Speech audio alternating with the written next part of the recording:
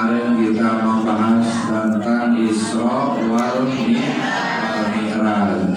Kenapa Kanjeng Nabi sebelum diisrokan dimi'rajkan terlebih dahulu hatinya dibersihkan.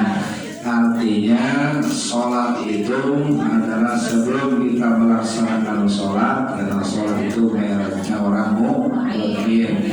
Dianjurkan untuk membersihkan hati dulu baru sholat, bukan hanya sekedar syarat dan rukun, tapi hati juga harus bersih supaya sholat kita diterima oleh Allah Subhanahu wa Ta'ala. Setelah dibersihkan hatinya, kemudian Nabi dicap kenabian, yaitu distempel di atas pundaknya sebagai nabi. Baru summa utia bil buroki, baru didatangkan burok. Burok itu kendaraan Kanjeng Nabi ketika Isra wal Mi'raj. Bagaimana gambaran buruk itu? Musarrajan mulajamul zaman, ada pelananya. Buruk itu seperti kuda, ada pelananya. Ada juga pengendalinya, belok kanan, belok kiri, itu namanya pengendali. Wa huwa dabatun abiyadun tawilun, dan buruk itu adalah kendaraan warnanya putih. Warnanya putih, ya. Tawilun fawqal himari, panjangnya di atas, tingginya di atas himar. Wadunal bigoli, dan di bawah bigol. Ya dau habirahu inda muntaha, nyimpan karena kakinya sepanjang sejauh mata memandang. Kaki yang depannya itu ketika dia loncat sejauh mata memandang. Kemudian mutoriban udhunaihi, dia punya kuping.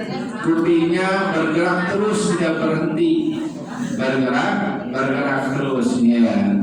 Idza ata'ala jabalin, ketika dia datang ke satu gunung, irtabat rijlahu, maka kaki yang kiri yang manjangin.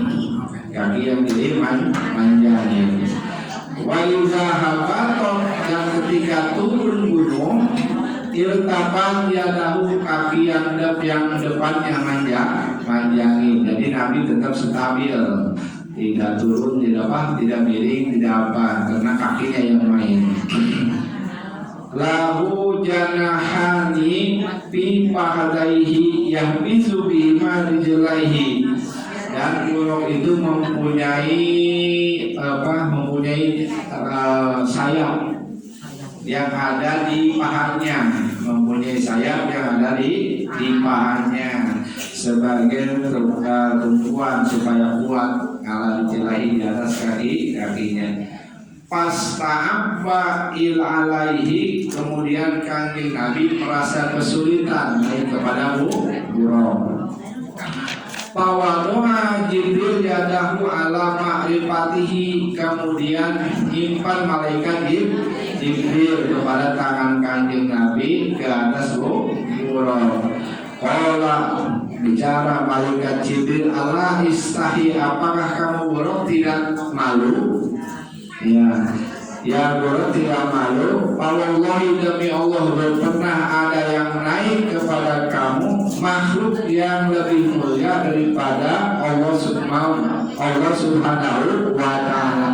Tidak ada makhluk yang paling mulia menurut Allah terkecuali Kanjeng Nabi Muhammad SAW. Pastahya, maka buruk merasa malu, hatta albok morokan, sehingga dia keluar keringatnya saking malunya kepada Kanjeng Nabi Muhammad Sallallahu Alaihi Wasallam. Waqarra, dan dia hatta rokabaha, sehingga Kanjeng Nabi naik ke atas buruk. Wakana kanatil anbiya tarkabuha qaulahu, sebelumnya juga udah ada yang naik kepada buruk sebelum Rasulullah sallallahu alaihi wasallam. Wa qala Sa'id bin Musayyab wa ghairuhu, dan berkata Sa'id bin Musayyab dan selainnya, wahia dabatu Ibrahim alati kana yarkabu alaiha lil baiti. Buruk itu adalah kendaraan Nabi Ibrahim ketika dia itu mau ke Baitullah. Fantolak bihi Jibril, maka setelah tahu bahwa itu adalah kendaraan Nabi Ibrahim, Nabi Muhammad sallallahu alaihi wasallam mulai berangkat bersama malaikat Jibril. Wa huwa an yaminihi, dan malaikat Jibril itu sebelah kanannya. Wa Mikail an yasarihi, dan malaikat Mikail sebelah kirinya. Jadi diambil kanjeng Nabi Muhammad sallallahu alaihi wasallam, di tengah kanjeng Nabi, sebelah kanan malaikat Jibril, sebelah kiri malaikat Mikail. Kemudian inna ibni Sa'idin wa kana akhadha bi rukabihi Jibril, malaikat Jibril yang memegang pelananya, yang memegang pelan. Wa bi zamanil boloki Mikail, dan kalanannya dan untuk mengendalikannya malaikat Mikail. Pasaru, kemudian berangkat malaikat Jibril sama kanjeng Nabi Muhammad didampingi Mikail. Hatta balagu aradhan, sehingga nyampe kepada satu tanah, satu bumi, ya, tanah yang banyak pohon kormanya, ya, yang banyak pohon kormanya. Faqala lahu Jibril inzil, maka bertanya pada Nabi, Muhammad, kamu harus turun di sini yang banyak kormanya itu. Kemudian Nabi turun dulu, singgah istirahat. Kemudian pasoli, maka sholat 2 rakaat, sehingga istirahat sholat 2 rakaat. Haduna di sini papahala, kemudian Nabi istirahat melaksanakan sholat 2 rakaat. Setelah dia sholat 2 rakaat, summa rakaat, kemudian naik lagi. Pakola lahu Jibril bertanya kepada kanjeng Nabi, atadri aina sholaita, apakah kamu tahu di mana engkau sholat tadi? Lah, tidak tahu, kata Nabi. Ola sholaita bi Thayyibah, kamu sholat tadi atau di tanah Thayyibah, sekarang tanah Madinah. Jadi istirahat di Madinah, banyak pohon korma. Wa ilayya al-hajirah, dan ke situ kamu bakal dihijrahkan. Sudah tahu bakal hijrah ke situ, ke Madinah. Pantola al-buraq, kemudian membawa kanjeng Nabi biyahwi bihi, dengan cepat. Ya bauha biruhai subhanallah toropahu, sehingga sekali dia melangkah kelihatan sepanjang mata memandang. Faqala lahu Jibril berkata lagi, injil ya Muhammad, turun ya Muhammad, fasoli, maka sholat di sini. Suruh sholat, suruh istirahat lagi. Lahuna di sini, faqala, mengerjakan sholat kanjeng Nabi. Summa kata, kemudian naik lagi kanjeng Nabi Muhammad sallallahu alaihi wasallam. Faqala lahu Jibril, kemudian malaikat Jibril bertanya kepada kanjeng Nabi, ya, atadri aina sholaita, apakah kamu hafal di mana kamu tadi sholat? Ya, qala, menjawab Nabi Muhammad, saya tidak tahu. Qala sholaita bi Madyana inda syajarati Musa, itu adalah negara Madyan, tempat pohon kayunya karena Nabi Musa. Istirahat lagi setelah di Madinah, pertama kedua di kota Madian di dekat pohon kanjeng pohonnya Nabi Musa. Ketika dikejar Firaun, dia sempat nyumput atau ngumpet ya di pohon besar. Nah itu namanya pohon Nabi Musa. Itu di kota Madian. Kemudian Pantolaku al-Burok, kemudian dia naik buruk lagi berangkat sama kanjeng Nabi dengan cepat. Sumakola lahu Jibril, kemudian malaikat Jibril bertanya menyuruhkan kepada kanjeng Nabi, Izil turun ya Muhammad, fasoli dan sholat 2 rakaat. Papa'ala, kemudian kanjeng Nabi turun sholat 2 rakaat. Summa rokaba, qala lahu atadri, kemudian naik lagi buruk.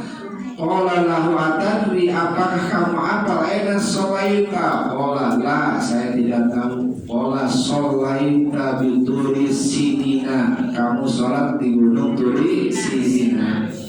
Hai sukallahu Musa, yang dimana gunung Turi Sinina itu tempat berdialognya antara Nabi Musa dan Allah Subhanahu wa Ta'ala.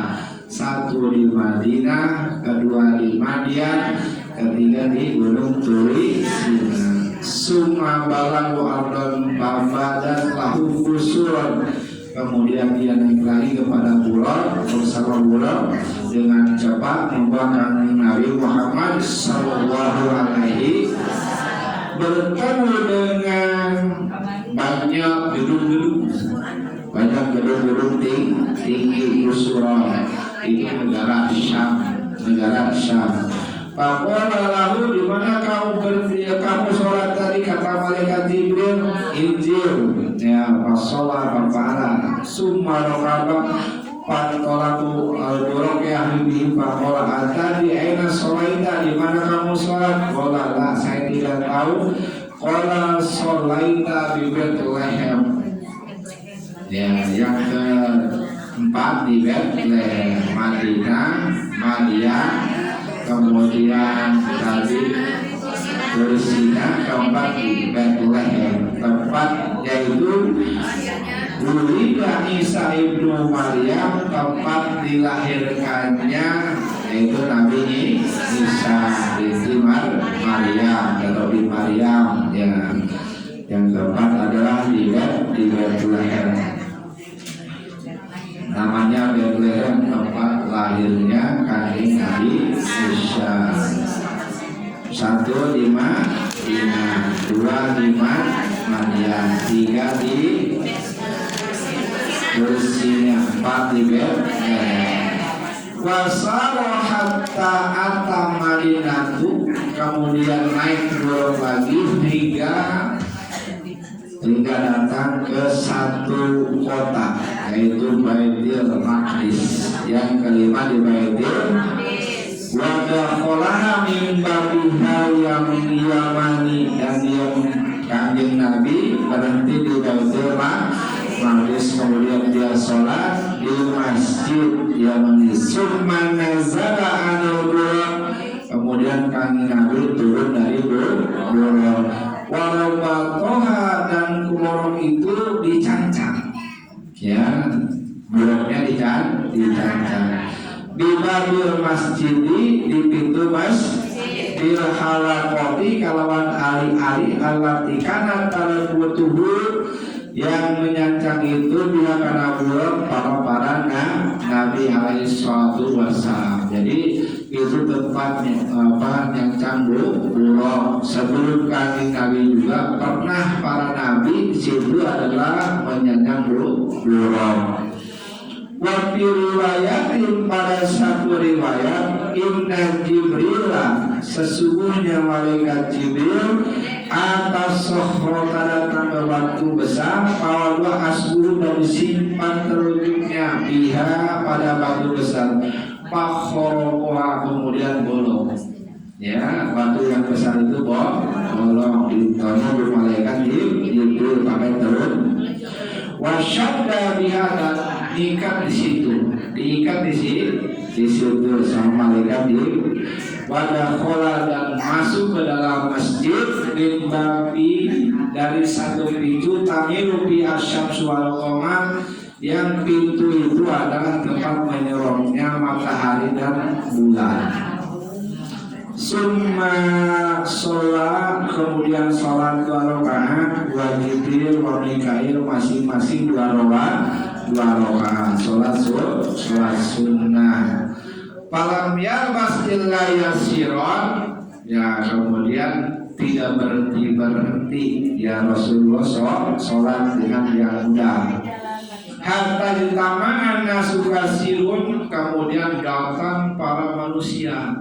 Ketika Nabi sholat sunnah datang para manusia.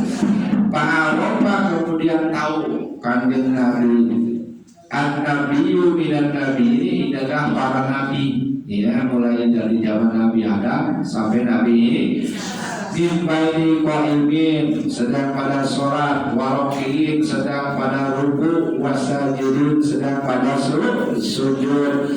Summa adzana muadzinun, kemudian adzan muadzin talian, wa uqimas sholatu, dan mendirikan sholat.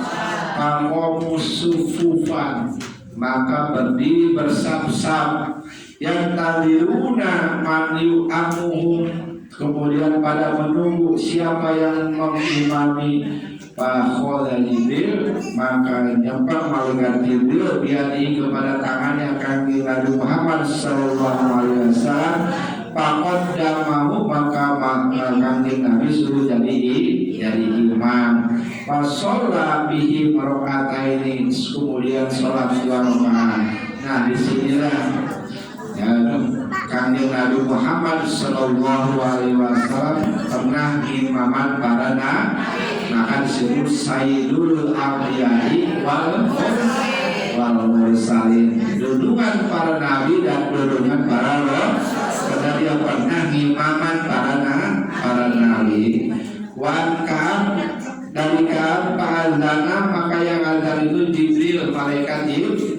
Wa nazalat minas samai, turun dari langit. Wa hasyarallahu lahu, kemudian mengumpulkan jami'al mursalin terhadap semua mursalin wal anbiya. Wa sholat Nabi sallallahu alaihi wasallam bimalaikati wal mursalin, maka pada sholat kanjeng Nabi Muhammad sallallahu alaihi wasallam beserta para nabi dan para rasul. Para masyarafa, ketika sudah selesai sholat, qala Jibril, maka nanya malaikat Jibril, ya Muhammad ata liman sholat, apakah kamu hafal yang tadi yang sholat di belakang kamu? Qala, Nabi menjawab, la, saya tidak tahu.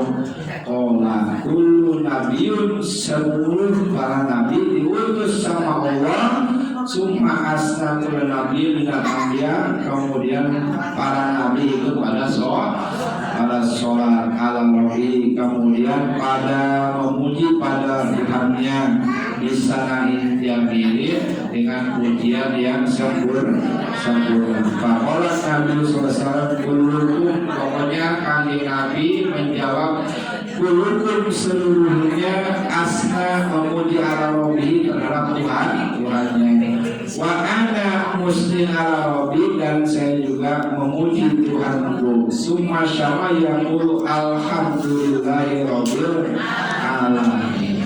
Artinya dari perjalanan kanjeng Nabi Isra wal Mi'raj. Isra dari Masjidil Haram ke Masjidil Aqsa, dan kanjeng Nabi berhenti di 5 tempat. Ini adalah isyarat bakal mendapatkan 5 waktu, karena dalam perjalanan Isra kanjeng Nabi istirahat ya di 5 tempat, yaitu Madinah, Madyan, Batu Sina, Satirat Leher, sarang Baitul Maqdis.